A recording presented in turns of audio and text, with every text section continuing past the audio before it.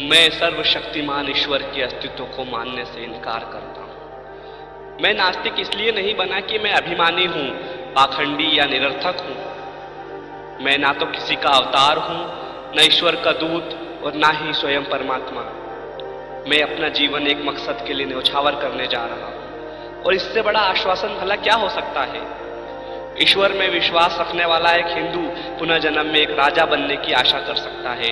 एक मुसलमान या एक ईसाई को स्वर्ग में भोग विलास पाने की इच्छा हो सकती है। उसे अपने कष्ट और कुर्बानियों के बदले पुरस्कृत होने की कामना हो सकती है। लेकिन मुझे क्या आशा करनी चाहिए?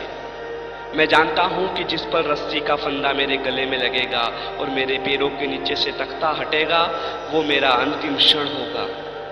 किसी स्वार्थ भावना के बिना, यहाँ या यहाँ के बाद, किसी पुरस्कार की इच्छा किए बिना मैंने अनासक्त भाव से अपने जीवन को आजादी के नाम कर दिया है।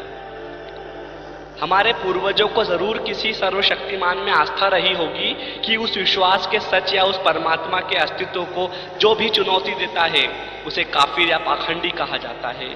चाहे उस व्यक्ति के तर्क इतने मजबूत क्यों ना हो कि उन्हें झुठलाना नामुमकिन हो, या उसकी आत्मा इतनी सशक्त क्यों ना हो कि उसे ईश्वर के प्रकोप का डर दिखाकर भी चुकाया नहीं जा सकता, और इसलिए ऐसे व्यक्ति को अभिमानी कहकर उसकी निंदा की जाती है।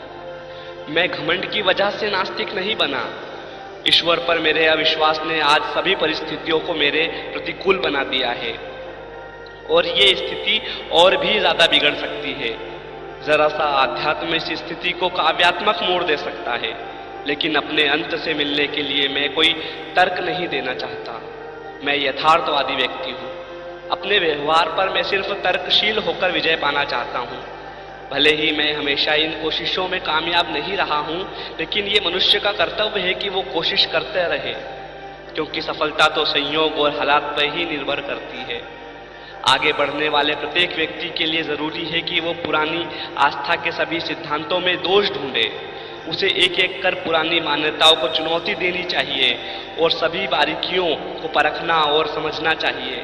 अगर कठोर तर्क वितर्क के बाद वो किसी धारणा पर पहुंचता है तो उसके विश्वास को सराहना चाहिए।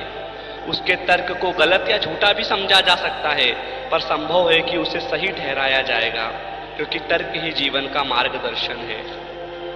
लेकिन विश्वास, मुझे कहना चाहिए कि अंधविश्वास बहुत घातक है।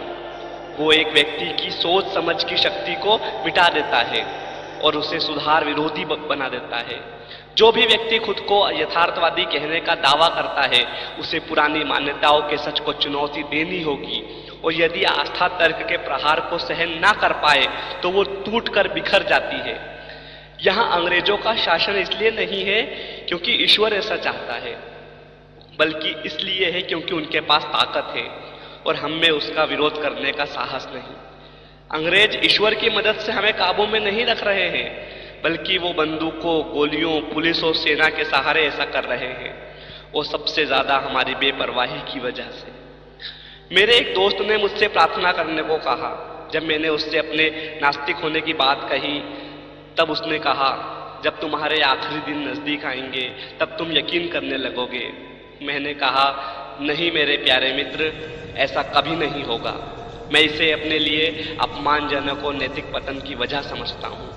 ऐसी स्वार्थी वजहों से मैं कभी प्रार्थना